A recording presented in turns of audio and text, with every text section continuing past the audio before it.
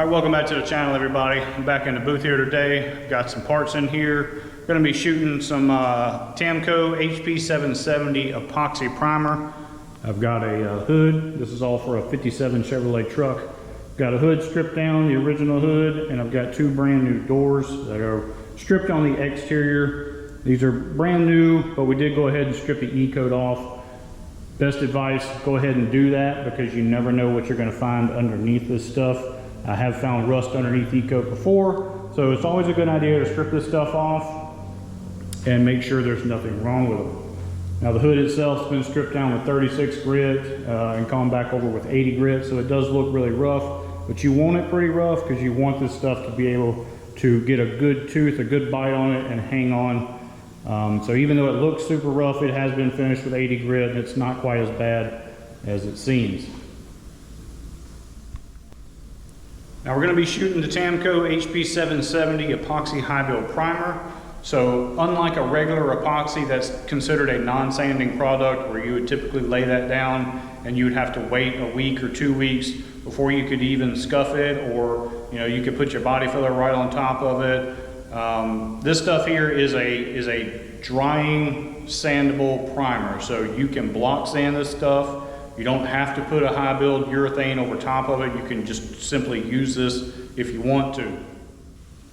Now in this case, we've got two brand new doors that don't really need any attention to them. They look straight beforehand. We'll double check them again, but all we're going to be doing is putting down 2 coats of primer on these doors, and then they are done. They are ready to sand and paint. I don't need to do anything else to them. And that's one of the reasons I like this stuff, because it actually dries and you can just go back and sand it just like you would any other urethane primer, and you can just paint right over it. You don't have to have, you're not going to end up with some gummy situation where you're trying to scuff an epoxy primer that they never want to sand. That's why they call them a non-sanding primer. They're made to be put down and have something go right over top of them. So this product here, like I say, it dries. It is a high build.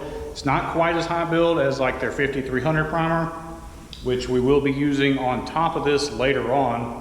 But it is still a really good primer. I've been using it quite a bit. I've been using it at home on that 37.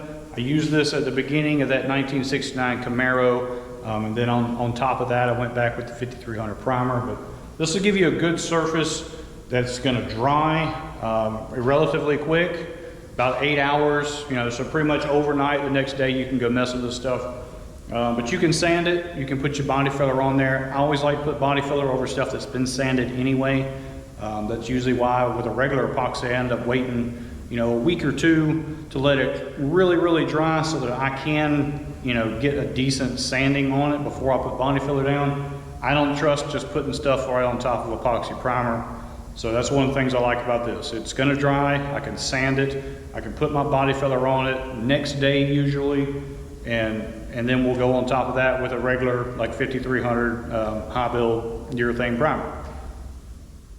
So this primer is a 1-to-1 mix. It is it takes a little longer to use because it has a 45-minute induction period, just like any other epoxy does.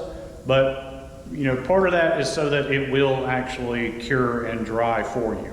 So 45 minutes, well, 30 to 45 minutes is what they recommend. So I usually wait 45 minutes and then we're ready to spray. Now you can reduce this, but don't reduce it until after that 45 minutes has passed.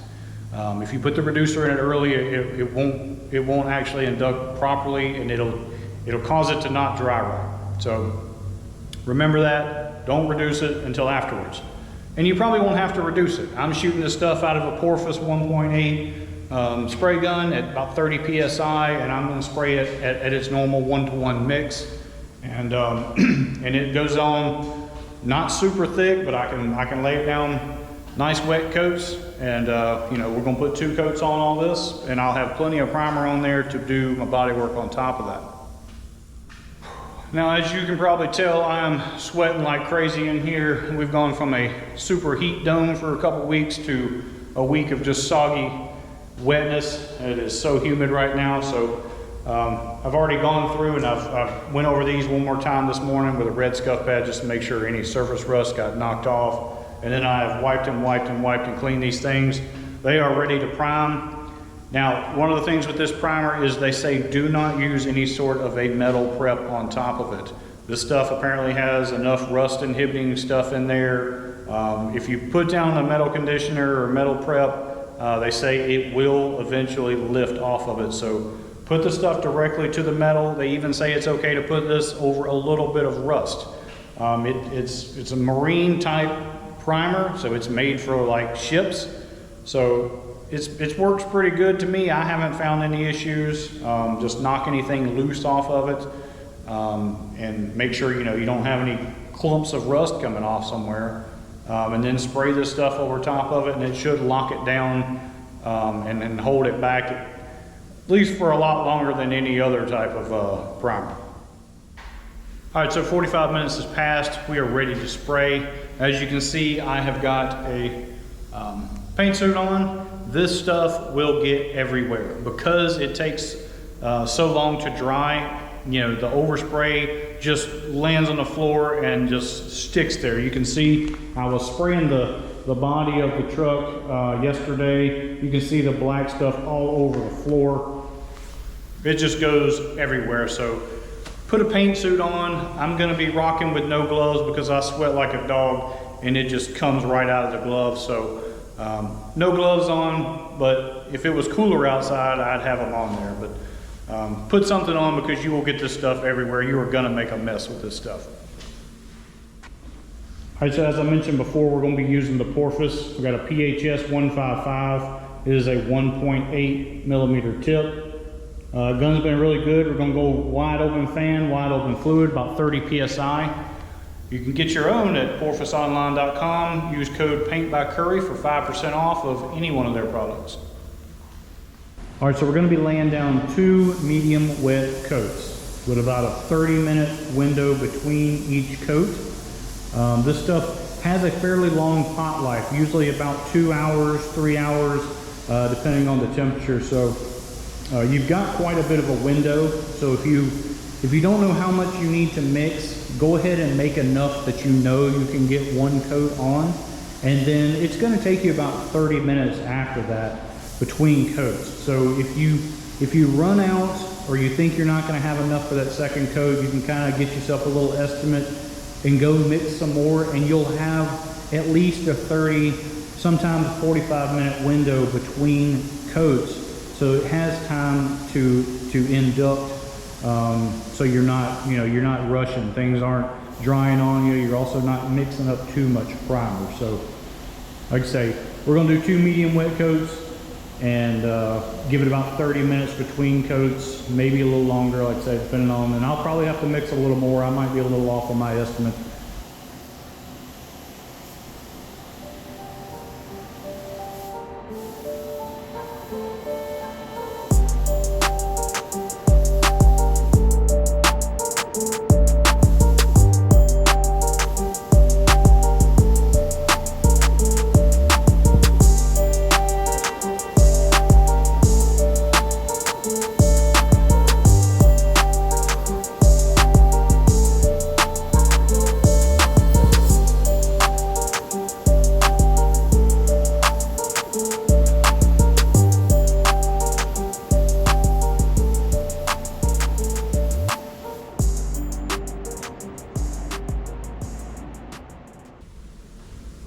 All right, it's been 30 minutes.